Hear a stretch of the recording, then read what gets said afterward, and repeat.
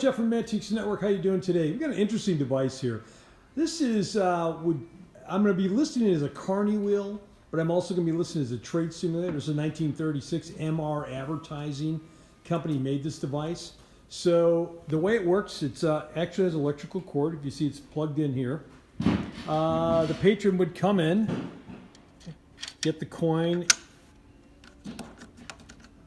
stick it in, and it would spin. So again, some Carny could be using the colors as win, lose, the guy won something. Or again, it could have been used as a trade stimulator in some type of shop that was stimulating additional purchases of things based on the color or where the dial ended up. We actually have a description of it in an auction book, which gives the best description that we have. But if you're into vintage advertising of trade simulators, carnivals, this is for you.